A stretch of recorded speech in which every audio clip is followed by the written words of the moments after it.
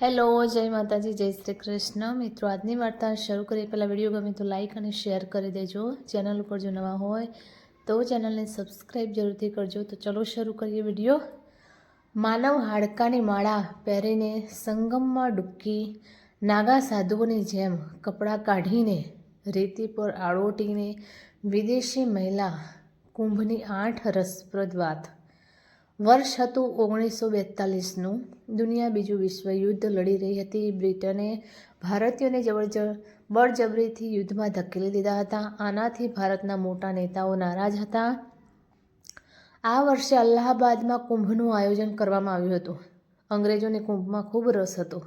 તેઓ કુંભને મહાન મેળો કહેતા અને તેમાંથી કરવેરા દ્વારા પૈસા પણ કમાતા. એક દિવસ ભારતના viceroy governor general Lord Lithgow Kumbh મેળાની મુલાકાતે આવ્યા. મદન મોહન માલવીય પણ તેમની સાથે હતા. માલવીયને કુંભ પ્રત્યે વિશેષ લગાવ હતો. તે અવારનવાર પ્રયાગ જતા હતા. કુંભમાં લાખો લોકોની ભીડ અને શ્રદ્ધા જોઈને વાઇસરોય સ્તબ્ધ થઈ ગયા. તેણે માલવીયને પૂછ્યું, આ મેળામાં આટલી મોટી સંખ્યામાં લોકોને એકત્ર કરવા માટે પ્રચાર પાછળ કેટલા પૈસા ખર્ચાયા હશે? માલવીયાએ કહ્યું, બસ 2 પૈસા. વાઇસરોયે આશ્ચર્યચકિત થઈને પૂછ્યું, શું કહ્યું? માત્ર 2 પૈસા? માલવીયાએ ખિસ્સામાંથી પંચાંગ કાઢ્યું અને તેને બતાવ્યું અને કહ્યું, આ 2 પૈસામાં ઉપલબ્ધ છે, જે દરેક ભારતીયના ઘરમાં છે. તેમાં લખ્યું છે કે કયા વર્ષમાં ને કઈ તારીખે કુંભ થશે અને ક્યાં સ્નાન થશે. લોકો તારીખ જુએ છે અને તે મુજબ ઘરેથી નીકળે છે. તેમને બોલાવવા માટે કોઈ પ્રચાર કરવાની જરૂર નથી પડતી. હાડકાની માળા પહેરીને કુંભની રાહ ગંગાને કહે છે, ફરીથી આ બાળકને ફરી અમારા ખોળામાં આપજો. અલ્હાબાદ યુનિવર્સિટીના પ્રોફેસર ધનંજય ચોપરા કહે છે કે આ 2001 મહાકુંભની વાત છે. હું કવરેજ માટે સંગમ વિસ્તારમાં ફરતો હતો. મેં જોયું કે સફેદ કપડાં પહેરેલા કેટલાક લોકો ગીતો ગાતા કરતા સંગમમાં નહાવા જતા હતા. જૂથમાં મહિલાઓ, પુરુષો અને બાળકોનો સમાવેશ થતો હતો. સામેથી ચાલી રહેલી વ્યક્તિના ગળામાં માનવ હાડકાની માળા હતી અને એ જાણવામાં રસ પડ્યો કે આ લોકો કોણ છે. આ શા માટે તેઓ તેમના ગળામાં હાડકાની માળા પહેરીને ફરે છે? મેં તેને આનું કારણ પૂછ્યું. આ લોકો મધ્યપ્રદેશના નરસિંહપુરથી આવ્યા હતા. તેઓ એક પરંપરાનું પાલન કરે છે. જ્યારે તેમના પરિવારમાં કોઈ નાની ઉંમરમાં મૃત્યુ પામે છે ત્યારે તેઓ તેને દફનાવે છે. પછી ઘરના વડા તેના હાડકાની માળા બનાવીને ગળામાં પહેરે છે. આ લોકો 12 વર્ષ સુધી કુંભની રાહ જુએ છે. કુંભ આવે ત્યારે આખો પરિવાર પ્રયાગ આવે છે અને અસ્થિઓની માળા ગંગામાં પધરાવવામાં આવે છે. તેઓ ગંગાને પ્રાર્થના કરે છે કે તે બાળક પ્રત્યે અમારી કેટલીક જવાબદારીઓ હતી, પરંતુ અમે તેને નિભાવી શક્યા નહીં. હે ગંગા માતા, બાળકને ફરીથી અમારા ખોળામાં આપજો. માણસના હાડકાની માળા પહેરીને ગંગામાં પોતાના દીકરાના અસ્થિ પધરાવવા જઈ રહેલો પરિવાર. જ્યારે આ નાગા સાધુએ પોતાની તલવારની અણી પર ફોટોગ્રાફરનો કેમેરા લટકાવ્યો. પ્રયાગરાજના વરિષ્ઠ ફોટો જર્નલિસ્ટ સ્નેહ મધુર કહે છે કે 1977ની વાત છે. હું કુંભના કવરેજ માટે સંગમ પહોંચ્યો હતો. ત્યારે હું એક મેગેઝિન માટે કામ કરતો હતો. તે દિવસે નાગા સાધુઓનું સ્નાન હતું. મેં નાગા સાધુઓના સરઘસનો ફોલો કરવાનું શરૂ કર્યું. સવારનો સમય હતો. આકાશમાં વાદળો હતા. અંધકાર છવાયેલો હતો. મેં જોયું કે એક જગ્યાએ નાગા સાધુઓ વર્તુળમાં તલવારબાજી કરી રહ્યા હતા. હું ત્યાં જ રહીને તલવારબાજી જોવા લાગ્યો. તે એક અદ્ભુત દૃશ્ય હતું. મેં વિચાર્યું કે મારે તેમનો ફોટો લેવો જોઈએ. મેં ચોરી છુપે કેમેરો બહાર કાઢ્યો અને ફોટો પાડવા લાગ્યો. એક નાગા સાધુએ મને આમ કરતા જોયો. તે મારી તરફ દોડ્યો અને તલવારની ધાર પર મારો કેમેરો ઉપાડી લીધો. બધા ચોંકી ગયા, કારણ કે એવું માનવામાં આવતું હતું કે જો નાગા સાધુઓ ગુસ્સે થાય છે તો તેઓ કંઈ પણ કરી શકે છે. મારી બાજુમાં એસપી ઊભા હતા. નાગા સાધુએ મને કહ્યું, શું તમે નથી જાણતા કે નાગાઓના ફોટા પાડવાની મનાઈ છે? તમે ફોટોગ્રાફ્સ લેવાની હિંમત કેવી રીતે કરી? મેં કહ્યું, મને ખબર નહોતી. મેં વિચાર્યું કે હું ફોટો લઈશ તો લોકો પણ જોશે. તેણે કહ્યું, ચાલો કેમેરામાંથી રીલ કાઢીને મેં કહ્યું, ફોટો લેવામાં આવ્યો નથી. આ પછી એસપી આવ્યા. તેણે કહ્યું, બાબા તેને છોડી દો, તેને માફ કરો, નવો છે, ભૂલ થઈ ગઈ. હું મનમાં વિચારતો હતો કે જે થશે તે જોયું જશે. પહેલેથી જ એક ભૂલ થઈ ગઈ છે. ખબર નહીં શું થયું કે નાગા સાધુનું દિલ પીગળી ગયું. તેણે તલવારથી મારા ખભા પર કેમેરો લટકાવ્યો અને કહ્યું, આવ, તમારી ઈચ્છા પૂરી કરો, મારો ફોટો પાડો. મને ડર હતો કે કંઈક ખોટું થઈ શકે છે.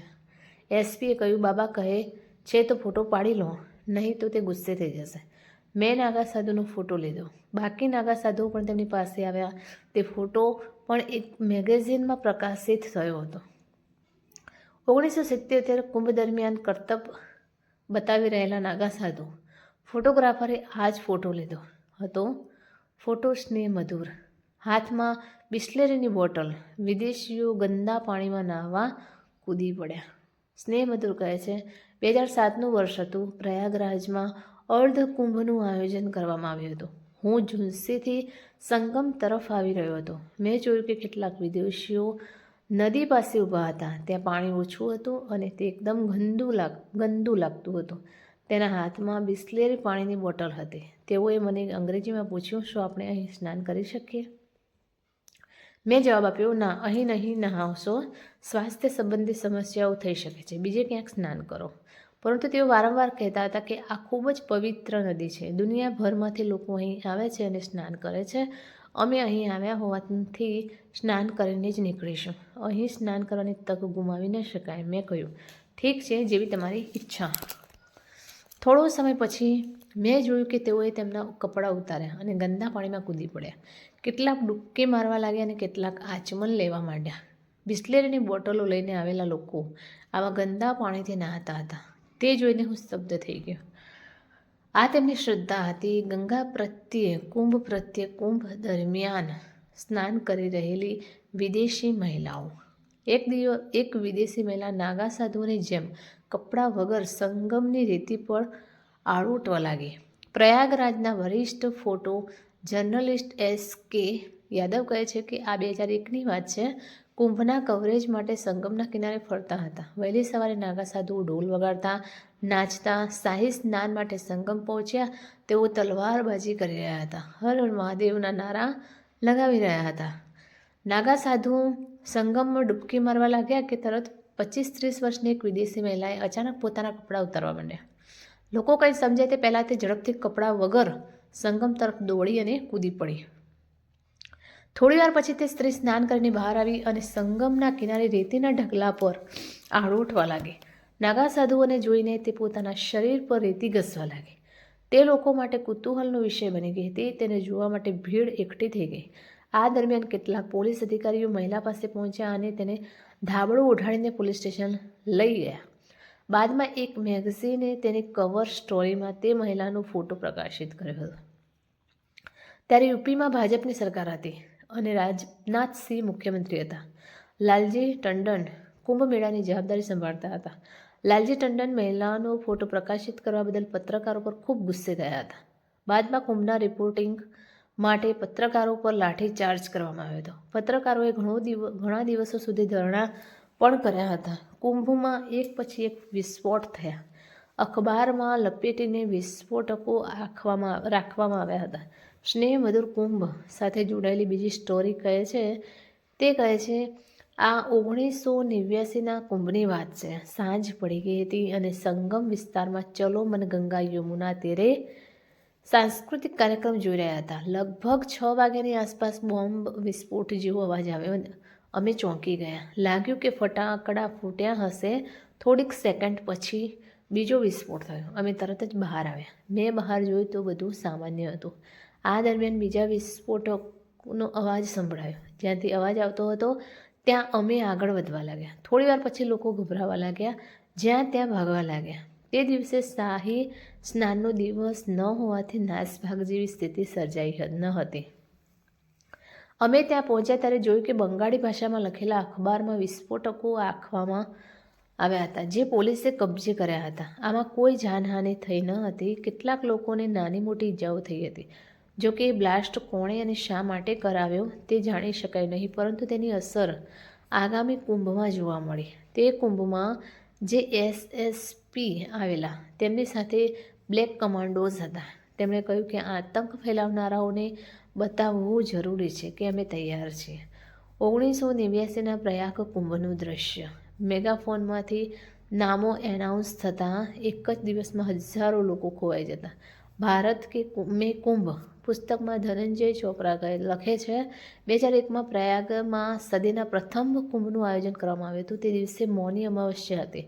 સ્નાન કવરેજ પછી અમે લોસ્ટ એન્ડ ફાઉન્ડ કેમ્પ પહોંચ્યા. ત્યાં એટલી બધી ભીડ હતી કે લોકો વિખૂટા પડેલા સ્વજનોની કાપલીઓ લેવા માટે કેમ્પના થાંભલા પર ચડી રહ્યા હતા. 8,000 સ્ક્વેર ફીટમાં બનેલો કેમ્પ બપોર પહેલાં જ ક્ષમતા બહાર ભરાઈ ગયો હતો.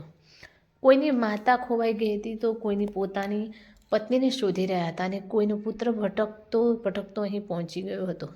મેં સેંકડો વૃદ્ધ મહિલાઓ અને બાળકોને તેમની આંખોમાં આંસુ સાથે તેમના પ્રિયજનોની રાહ જોતા જોયા.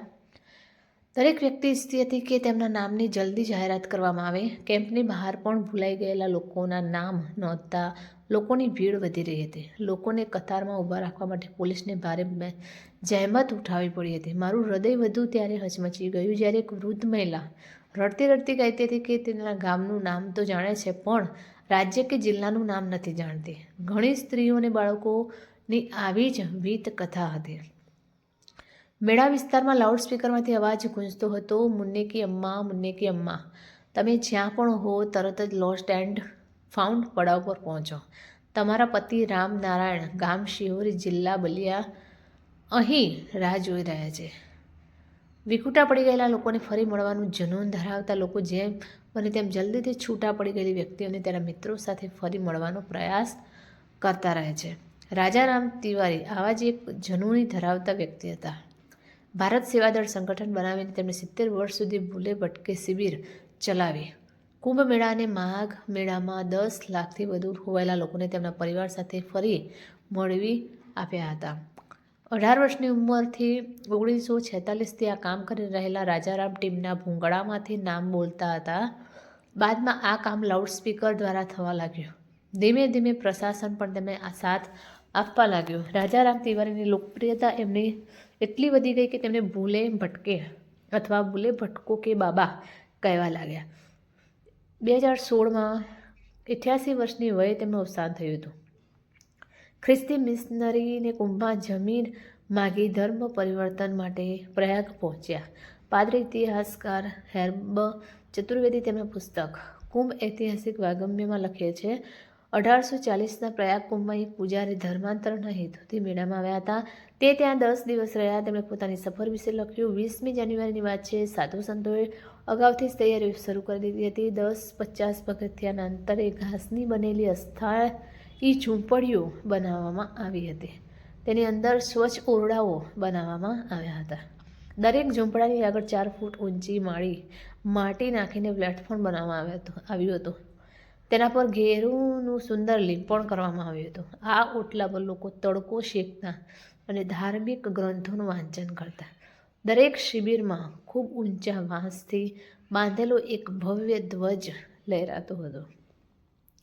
કુંભમાં ખ્રિસ્તી મિશનરીઓ પોતાનો કેમ્પ લગાવતા હતા. તીર્થયાત્રીઓની સેવાની સાથોસાથ તેઓ પોતાના ધર્મનો પ્રચાર પણ કરતા હતા. હિન્દુ સાધુ સંતો તેમનો વિરોધ કરતા હતા.